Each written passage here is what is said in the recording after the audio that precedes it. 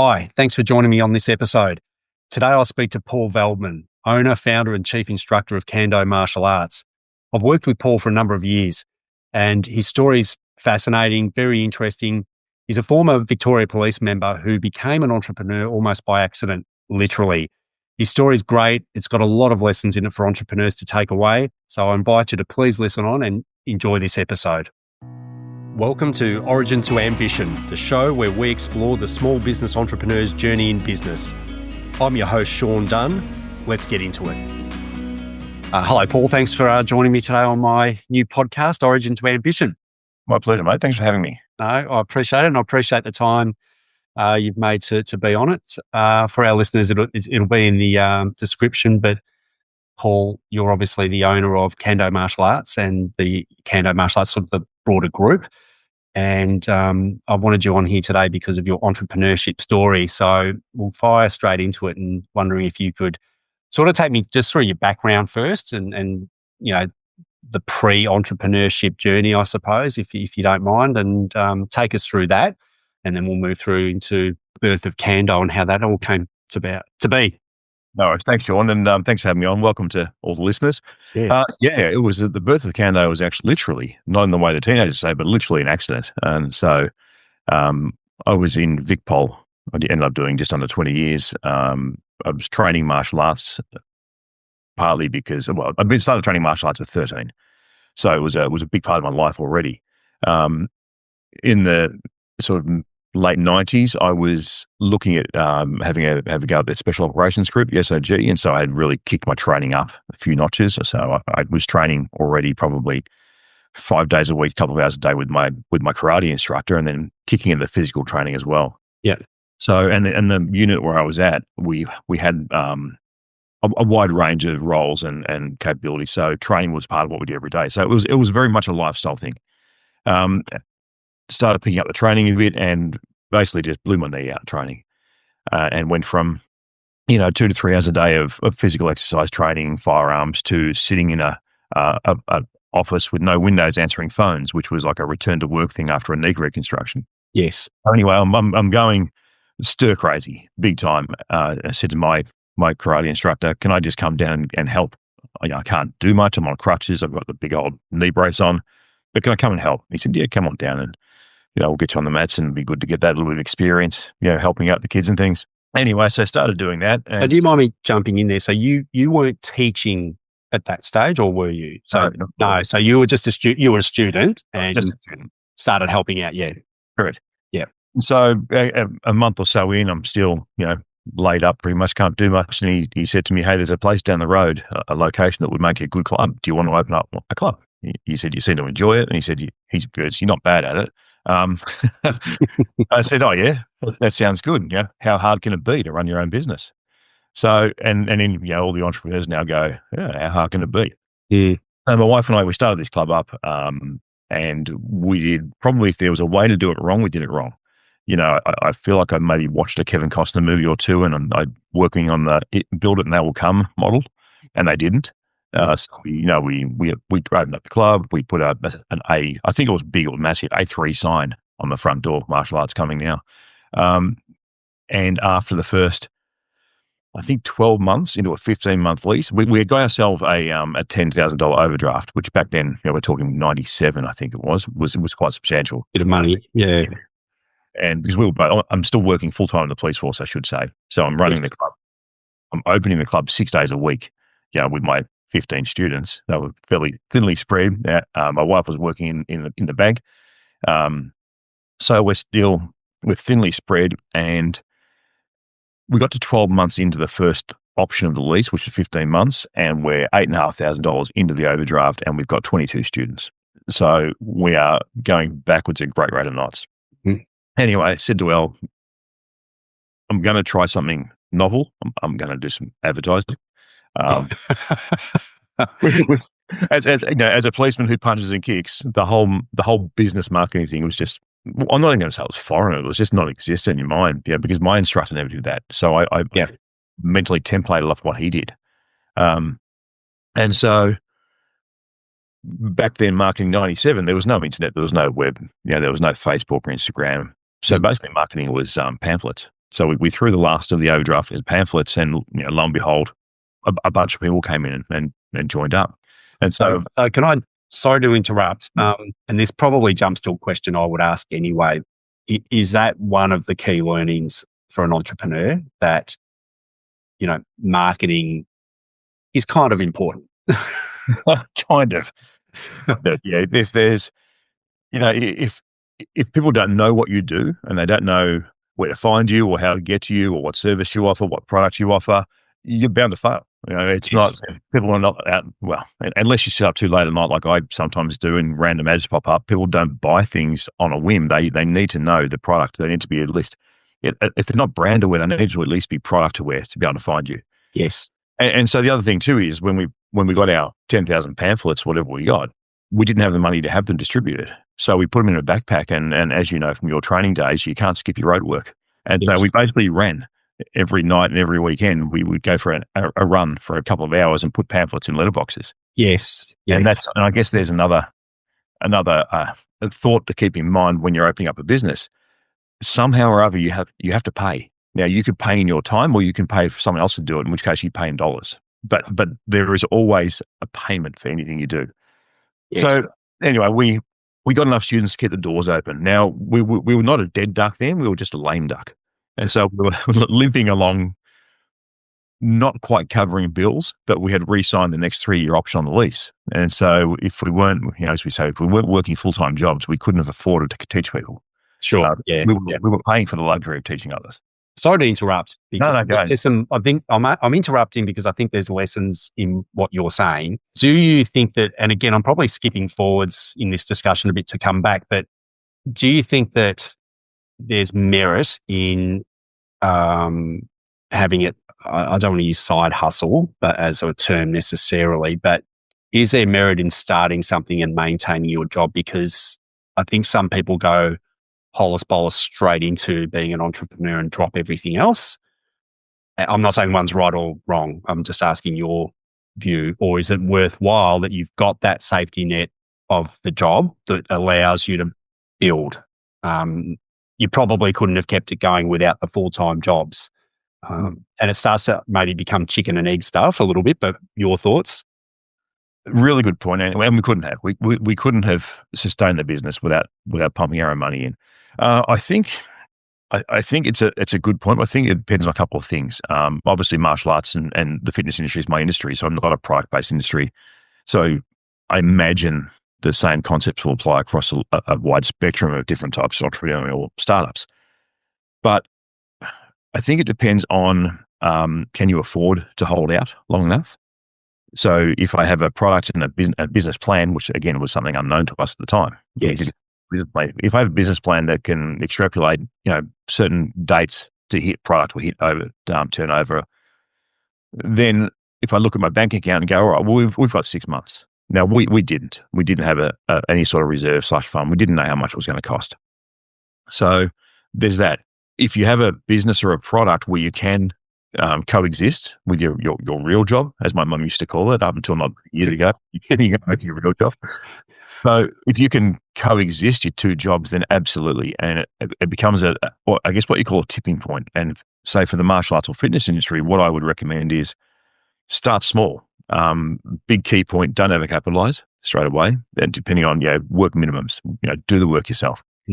So start small, build up your client base, be it for your products or be it a service, and then get to the point where you can look at going, okay, well, has my entrepreneurial income risen to the point where it can replace, or at least I can exist on it until it goes higher up? Because there does become a tipping point where you're doing both when you're working your main job and your side hustle, and the income from having both, the income is great. But there's a danger there too, that if you let your lifestyle expand to absorb both incomes, then letting one of them go becomes problematic. Yes.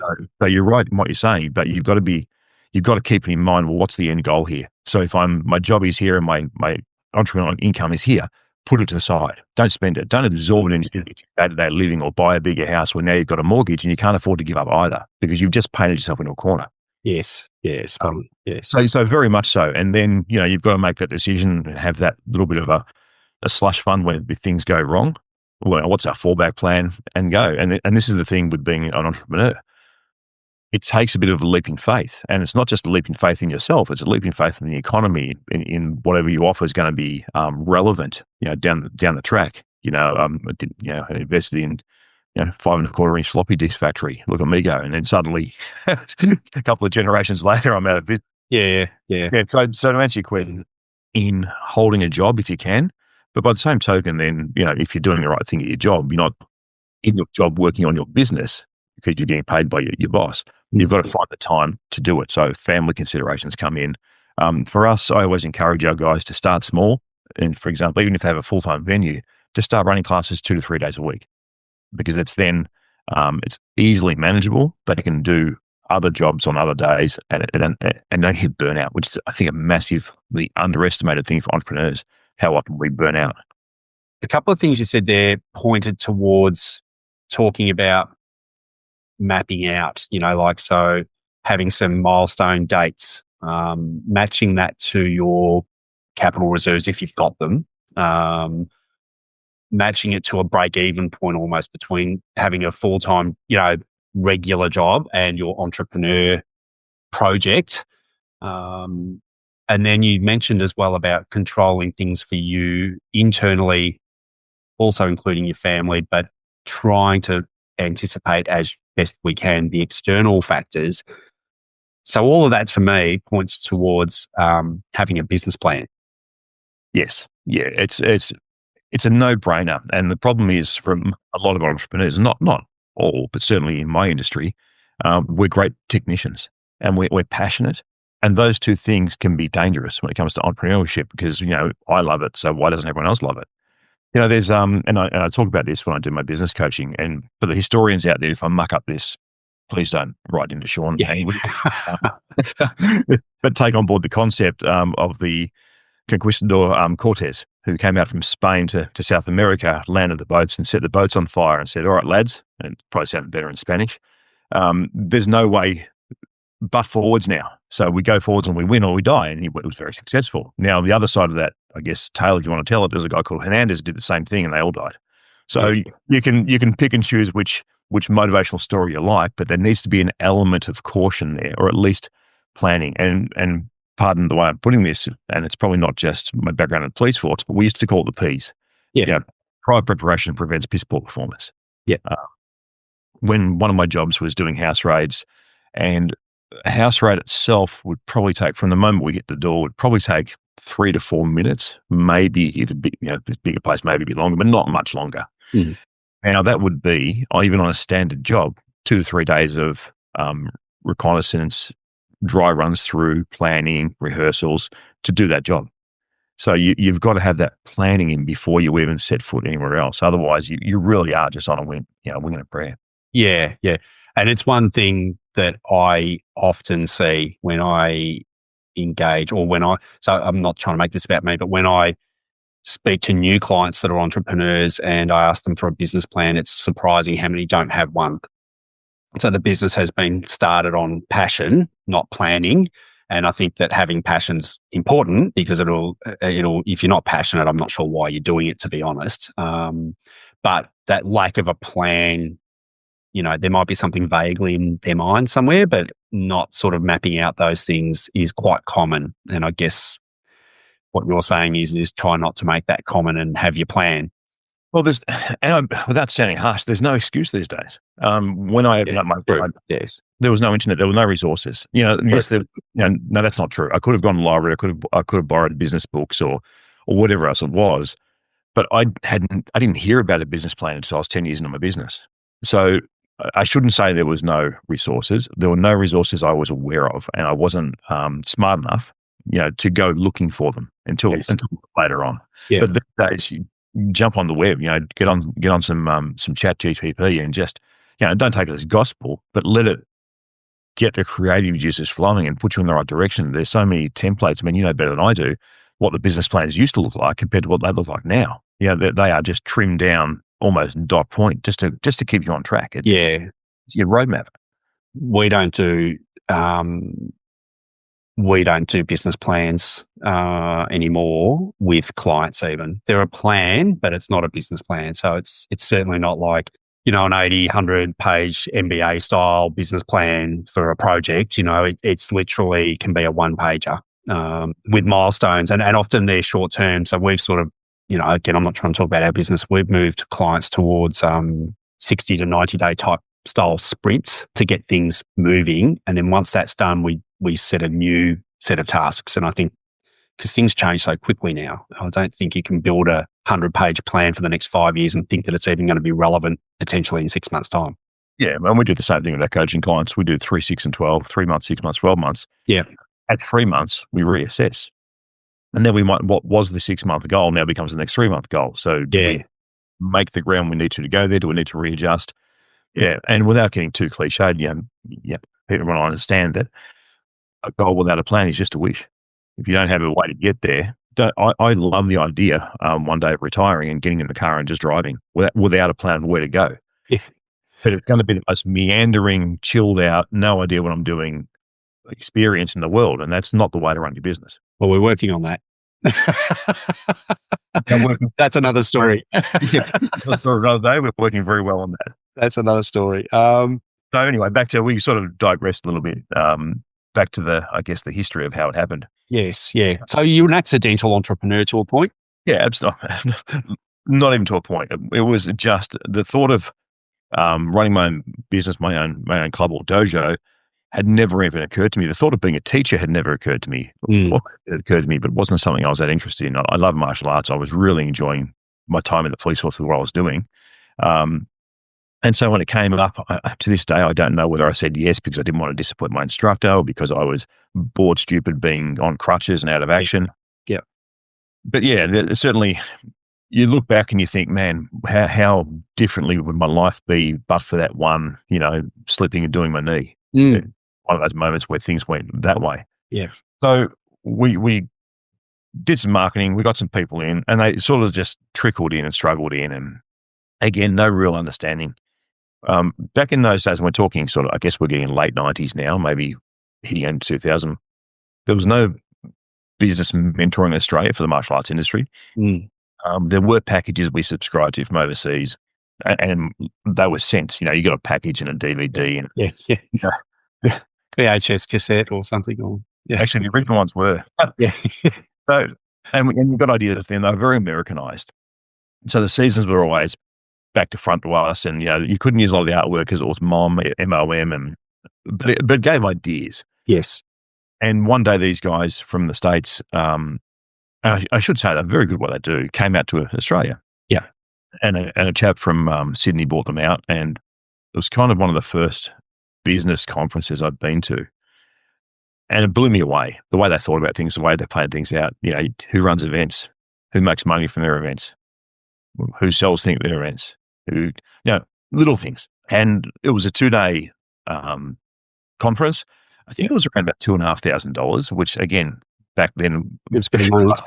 Yeah, and we're not, it's no Tony Robbins kind of entrepreneur thing. I didn't want to come away disappointed from it.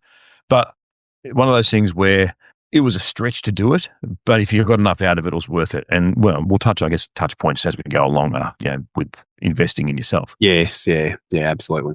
They did a great job on the weekend, and it's like when I run. You've been a speaker at my events since they started, and probably my only rule I have for speakers is that you give the participants something they can go away and work with. Yes. So you have an offer, have something that you can offer them ongoing, but they have to have something they can take away and work with, so the money they've paid is of value. And this was great. At the end of the weekend, they did their pitch for mentoring. So again, think this is back in early 2000s, and it was $1,500 US a month. Can I stop you there for a second? So, because this is a question I wanted to ask you, the value of advice. So receiving advice, and it's not about advice from a financial advisor like me, but this is the part where I'm going to ask you what you would tell entrepreneurs or starting out entrepreneurs about the value of receiving advice / mentorship. And I think you're going down the mentorship path now without trying. They're hand in hand. especially these days. You can find an amazing amount of information these days without paying a lot of money. Your online books, your free books that tend to be lead-ins for higher programs. They're still very, a guy in the fitness industry called Alex Hormozy gives away an incredible amount of information with the view that you might not be able to afford me now, but if I give you all this information for free, then one day you'll be able to afford my high ticket program, and Yes. I'd help you get there. And it's very, very successful for him. Yes. So mentorship and guidance to me is an absolute must. Yes. Why reinvent what's out there? And like I said, you're paying time or you're paying money. Yes. Now, when you have a mentor or someone to help you through key areas, you're paying in money, but you're saving so much time. And honestly, you're probably saving a lot of money too. Rather than go and make all the mistakes and it's like I'm going to find my way from this side of the city to the other side, but I don't have a map. Yes. So all the wrong roads, all the wrong way, work out which way to go, or someone can give me a map and draw a line and I can make my choice. So I can't stress, and it's probably not even, it's pivotal how we changed. And I'll run through the numbers. And that's what I wanted. Sorry. And I didn't want to knock you off course there, but I just thought it was important to make that point around mentorship and the value of it. So that story. So you were $1,500 a month which $1,500 US. US, which would have been solid as well we couldn't afford it. My wife is amazing. She's got a very canny mind about her. She's also passionate about martial arts. She is so supportive of what I do. And I remember ringing her up on the Sunday saying, "This is the offer," and she said, "Don't." And I should say also, when we started the club, we had one baby, one child. In the meantime, we had twins. They were preemie twins, and Elle had to give up work. So probably to put that extra layer, she'd had to give up work because they were premature and they were hard work. Yes. So I've rung her up and said, this is what the go is. Because when I went to this event, we were stuck. We were stuck at around about that 120 students. Yes. So it paid the bills, and it gave a bit of extra supplementary income, which that thing I said about don't use that extra income to build your lifestyle because then you're stuck, we did. We had the extra money coming in, the twins were born, yes. So we moved to a bigger place, and that money was kind of, it was not an extra. Without giving up work, we needed that money to pay the mortgage. Exactly. So I've rung up and said, this is the deal, and she said, don't do it. We literally cannot afford that money. We don't have it. We can't afford it. And I went, all right, no, that's actually a really fair point. And for the guys who are listening to this, probably the girls too. Yes. A husband has a certain expression on his face when he walks in the door, and he's done something he shouldn't have. And it looks a bit like this.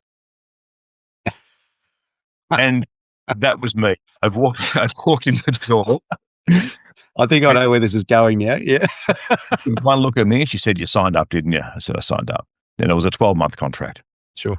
Now, I had put all the eggs in that one basket then. And all jokes aside, I was risking my home, my family, and everything. And I'm not going to say it was a calculated risk. I'm going to say it was more of a desperation risk because I was at the point I didn't know what else to do. I wasn't with my old instructor anymore. And even then, he didn't really run a business. He ran a club, and I didn't know what to do to get more students. And after 3 years, I probably burnt out a couple of times, and you have little meltdowns and you get sick, and people who have done this understand.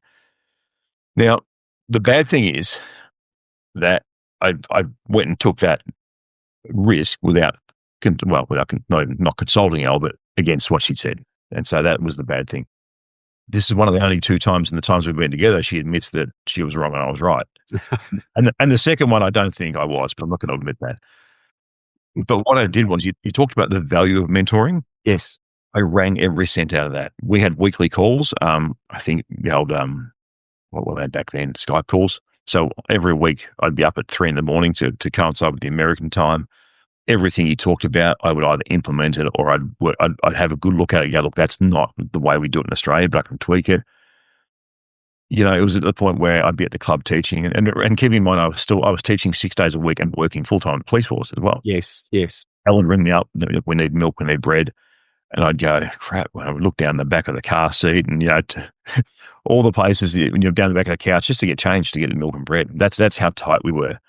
But it also put a value on what I was getting. And so everything I did, I implemented it. And so without boring, the listeners too much just on my story in my industry, we went from I think we sat there about 100 students, and we jumped to 300, almost within 12 months, which was huge because, again, there wasn't a lot of marketing advertising. So we basically tripled. We outgrew the facility we were in, and then we re-looked at when we found a bigger facility. We kind of lucky. We found something very suitable. And we moved to that. And my plan had been to spend 12 more months in the police force, but I was tanked, a lot of work. And again, it was a bit of a discussion, and we said, okay, I don't think I can do another 12 months because this place is busy now. We didn't have a lot of staff, and that's another thing too, I guess, worth mentioning, leveraging with staff. Mm.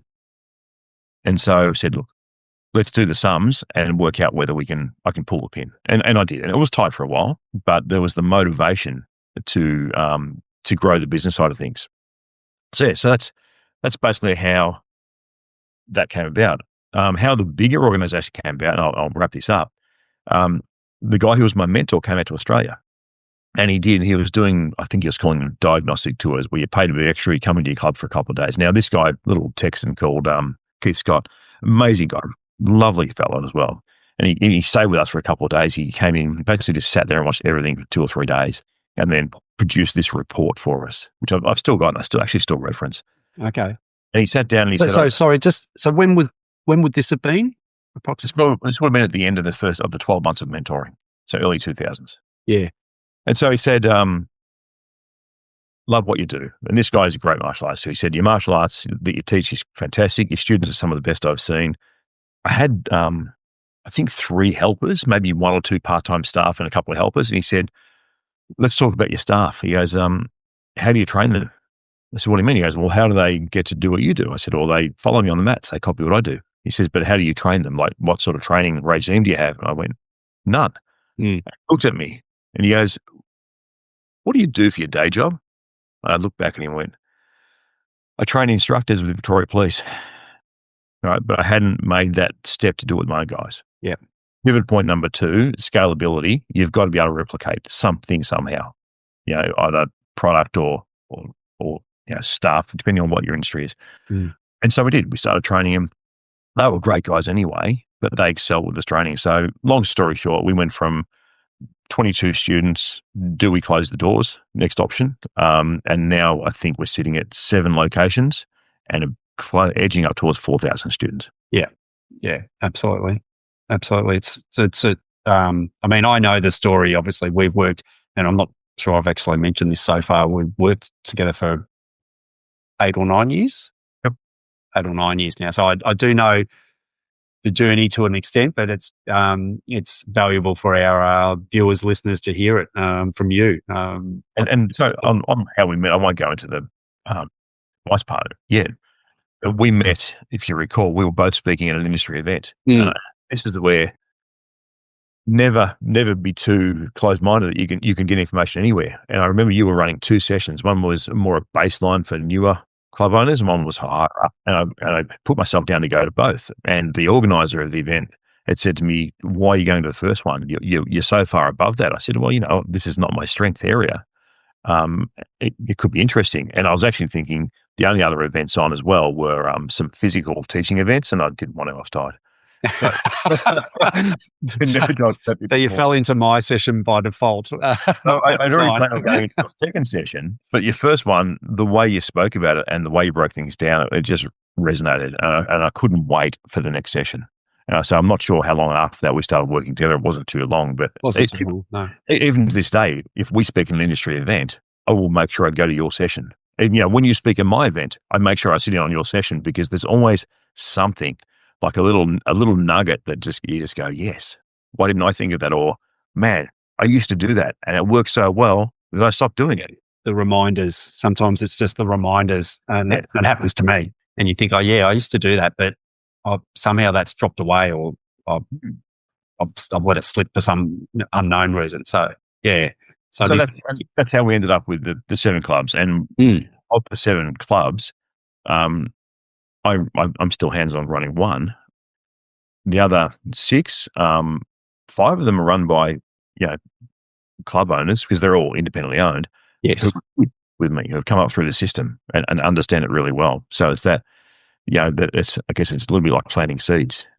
They'll grow, and if you nurture them well, they'll grow and be really strong and successful. Yes, absolutely. And part of a succession process almost, if you start early enough. Yeah, absolutely. So if we could talk about with Kando Martial Arts, just in brief form, I know there'd be a lot that you would probably cover here, but in sort of a brief summary of what values do you think are important for Kando, but maybe that would spread through to the way an entrepreneur might look at their business, generally speaking. So you'll have your own Kando core values. So love to hear about those if you don't mind, but then how people should develop values or live values through business, your advice. Yeah, it's good. It makes me laugh because for the last 15, 20 years, I've been saying I must get a mission statement. Must get a mission statement. I know. I think the core values, because in our industry as well, and don't get me wrong, if you've done martial arts, it's full of people, and people are, mad, glad, sad, and bad. So there's a mix regardless of what industry you're in. Mm. For me, there's two parts that couple together. We have a dojo creed, which is humility, effort, loyalty, and patience. And I think that can apply across a lot of spectrums. So, stay humble and stay hungry. Be prepared to put the effort in. Be loyal. And the first loyalty we talk about is loyalty to yourself. Because sometimes the easy thing is not the right thing, and vice versa. Yes. And then be patient. There are things that are going to take time to nurture, to grow. And coupling that in, I think it probably goes in with loyalty, is integrity in business. And this is something I hopefully have successfully instilled into all my children, but especially my boys, coming at it from a guy's point of view. In your industry, in your world, you have your reputation. And once that reputation is tarnished, it is very hard to polish it up again. And if you're working in an industry where people will work with you because of who you are, not just because you have a niche product, if you damage that reputation and don't keep your word, then it's almost irreparable. Yes, absolutely. And couldn't agree more. Probably I have zero to add to that. Yeah, reputation. And I do it with my kids, it's interesting with children, but I've been really good for this is not a real life example with my children, but but I've been really good for the last 2 weeks. And you say, yeah, but see how quickly it comes undone if you do the wrong thing. It's that's sort of what you're talking about. You can, 100%. And understand integrity and reputation will work with your current client set. Yes. It can open doors up that you're not aware of. And example in case is that conflict management trainings. Yeah, absolutely. So if we talk about the value of financial advice then, and when we started, which we did touch on when you and I just started, when we started working together, what were some of the immediate gains, I suppose, from advice? And again, I'm not trying to make this as a discussion about me. It's more about the value of advice itself. No, but it's interesting because I can answer off the top of my head. The immediate gains were that by bringing stuff to you, we saved money. I remember that what you charged by taking over our super and financial stuff was actually a lot cheaper than the other bloke. So sorry, I only saved money. It was a win, but it was a kind of a myopic win because the benefits from there just escalated with you being a proactive financial advisor, not just a guy we go and see every 2 or 3 years. Yes. What we had. Yeah. Were there pivotal times? I'm sort of maybe leading a bit here, but were there any pivotal times or moments in us working together where you were thinking, okay, yes, this is the plan. Yes, this is where I'm trying to drive this to? Yeah, absolutely. Because in my mind, I'd never even considered an exit strategy. And I can talk about the sale of Hughesdale. Yeah, absolutely. No, because that's my whole thing, as you know, is about having your business exit ready. So it would be a story if you could touch through that. Yeah. There are 2 key pivot points of me running a business where things changed. One was getting a business mentor to teach me how to generate students, clients, and obviously then income. But then I met you and started working with you, and the next point was what to do with that. Because, like I said, we've built a lifestyle up, but man, I don't even know. think I was maybe late 30s, early 40s when we started working together. And it was off the back of, listening to your sessions at the industry get-togethers. And it made me think about, we had a business advisor, looked after our superannuation, and we would see him maybe once a year, unless we just forgot to schedule in. And then he would sit down and he'd go, "Are you happy with this, this, and this?" And I'd go, "Yeah," because I had no idea what I was going to be happy with. Yes. And well, thanks very much. Sign here, and we'll see you again in 12 months. And I'm not knocking him, because I didn't take anything to the table either. Once we started working with you, the immediate first gain, which we kind of went, man, this is a lot cheaper than what we're paying, because the prices have crept up on the other side of things without noticing. And shifting the superannuation to you, with what we say, we went, this is pretty cool. We're saving money straight away. And that was a really myopic viewpoint to start with. But then the working together, and at one stage you said, "Well, what's your exit plan?" I went, "I don't know." A bit like the National Rifle Association of America, you can prize my dojos out of my dead cold hands. Yeah. and we joke about that. I'll stop teaching when they carry me off the mats. Well, I probably won't. I'll probably break down and be old before that, hopefully. And so the whole concept of an exit strategy hadn't even occurred to me. What were we building for? And this is a danger too, where you work so hard in your business that you can't forget your day-to-day stuff as well. You're building for a future, but you can't sacrifice the present. And so it made me really think, well, what do I want to do? I had at the original club, which had grown significantly, I had a fantastic manager there. And then his peers started opening up other clubs, and I could see he's getting itchy feet. It's part of that growth thing. And I said to him one day, "If you are interested in doing a partnership with a club and buying in, let me know." We were at an event, and on the way back on the plane, he said, "Can we talk on Monday?"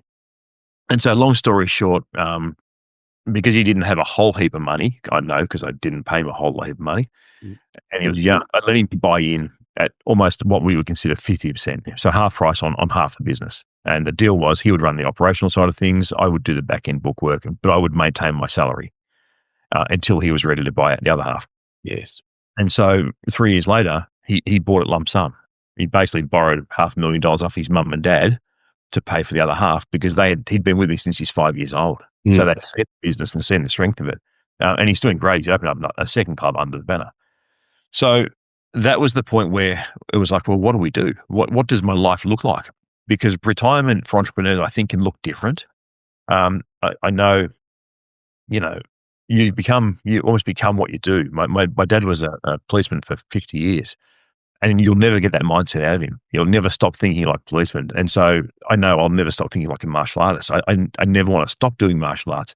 I've got to change what I do. I can't bounce around the mats like I used to. Yeah. So your questions made me think about, well, what does life look like? Our kids are getting to the point where they're nearly adults, which they are now. What does it look like? Do I want to be on the mats 5-6 days a week? And the answer is no. Now, we went through a really shaky part there through COVID, because we were one of those industries that was closed down. Yeah, absolutely. And especially in Victoria. Basically, we couldn't teach for 2 years. So we had to go online, and we had some great students. We put a lot back in to try to keep the connection and I guess the culture of the club happening. Yeah. But again, it made it think like, well, are we bulletproof in certain areas? Because of what we've been doing with you and working with you and things being successful, we weathered that storm, and we took our government payments and put them to the staff, so the staff didn't have to drop any income at all. But that was a finite thing. And so that exit strategy process was twofold. Can I sell the business? Well, no, I can't. Why not? Because I run it. I'm the business.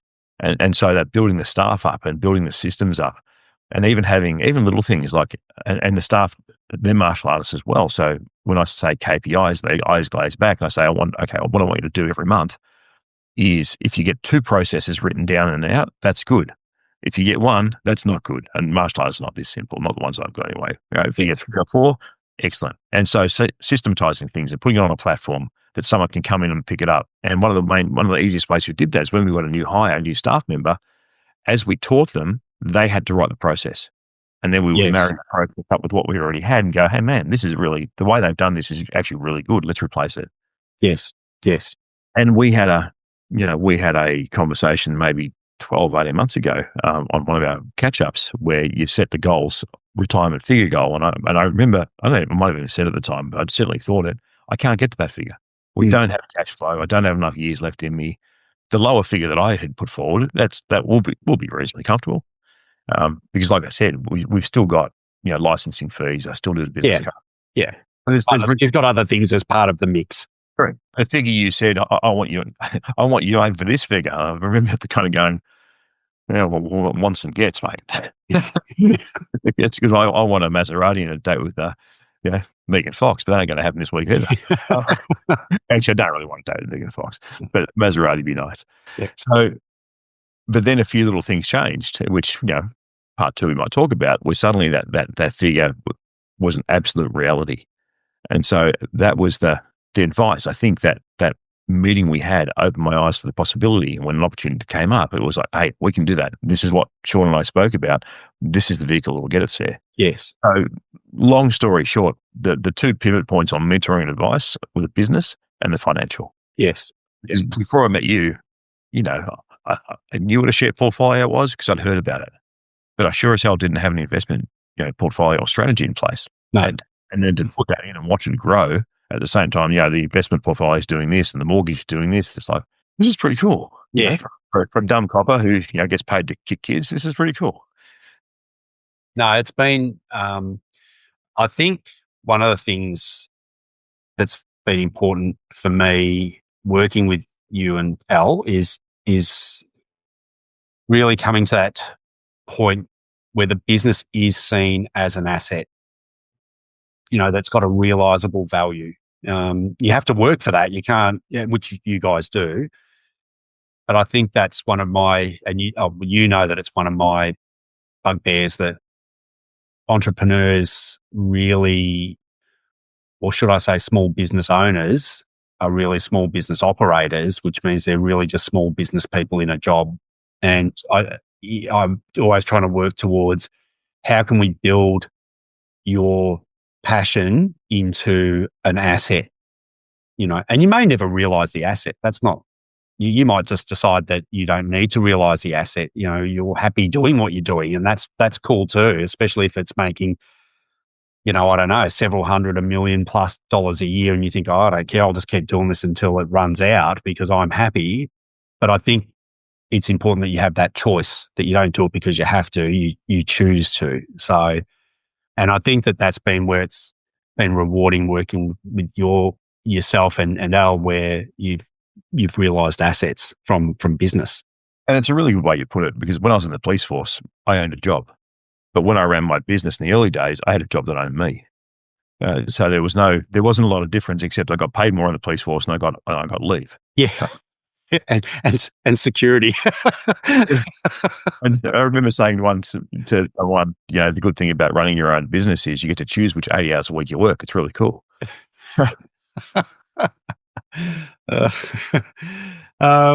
Which is not the 440 that we're working towards.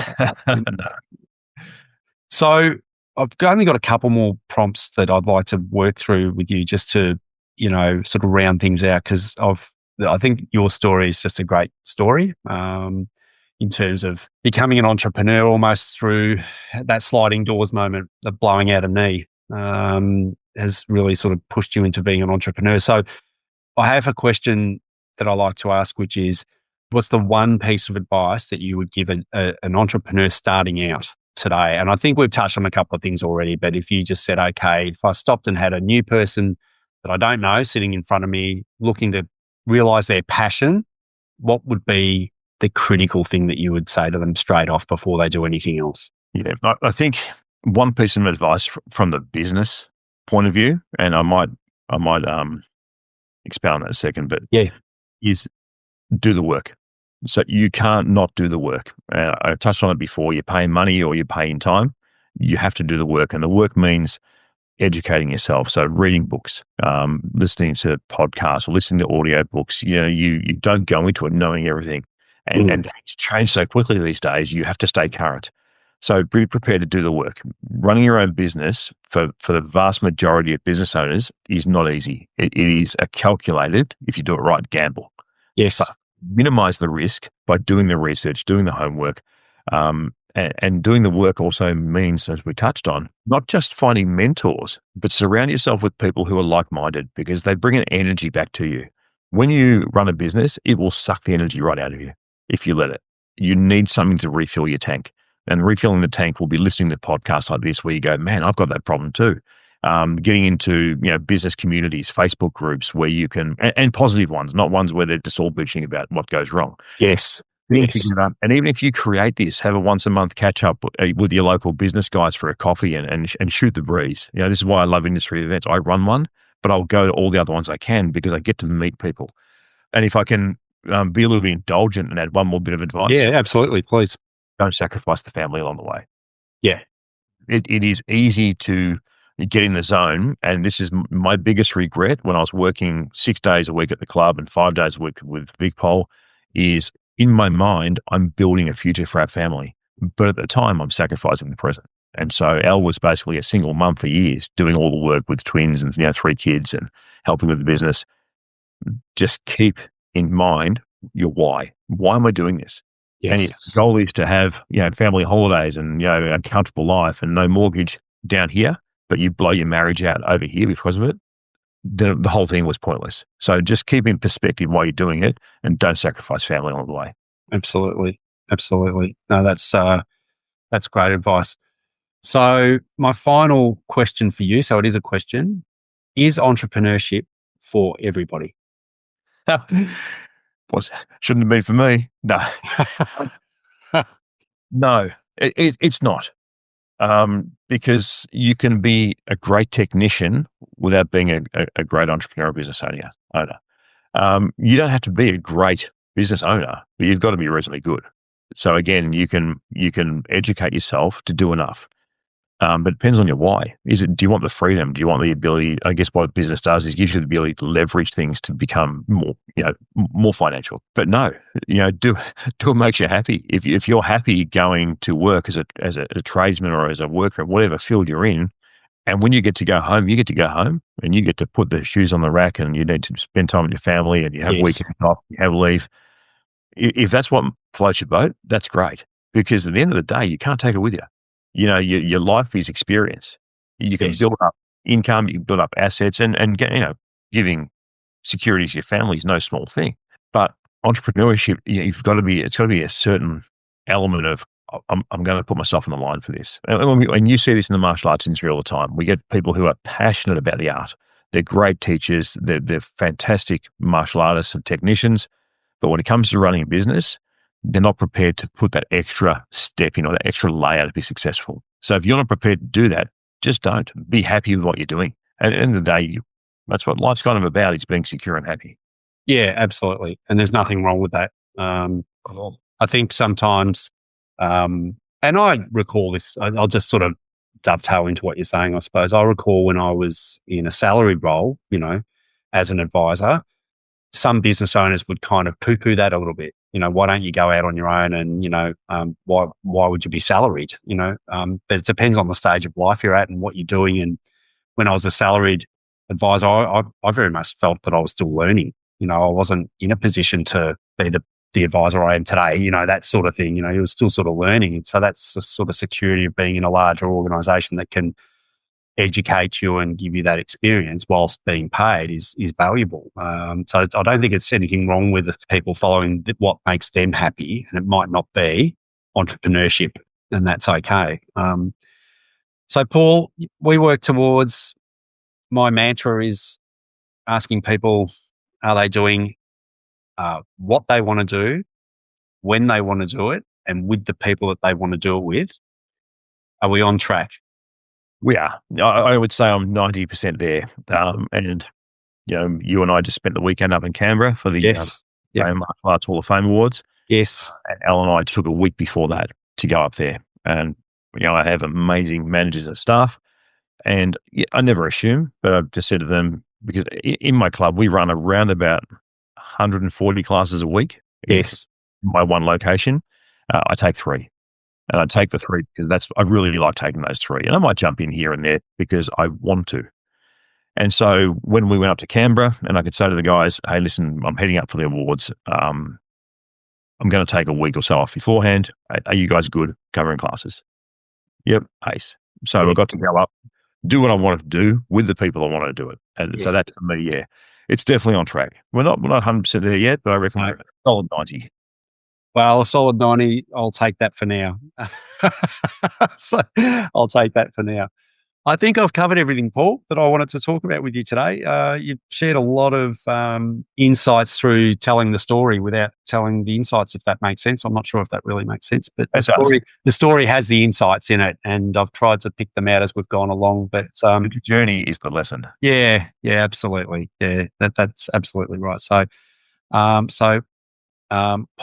Veldman, thank you for joining me on my brand new project, Origin to Ambition, the entrepreneur's journey. So it has been a journey. So thank you very much, and I appreciate the time that you've given me. Thanks, Sean, and thanks to everyone who took a bit of time to hang in and watch it all. Yeah, good on you. Thanks, Paul. And that's all for this episode of Origin to Ambition. Thanks for tuning in. To make sure you don't miss our next conversation, be sure to subscribe on Apple Podcasts, Spotify, or wherever you listen in. For more information, you can visit us at dominiumcapital.com.au, and we'll see you next time.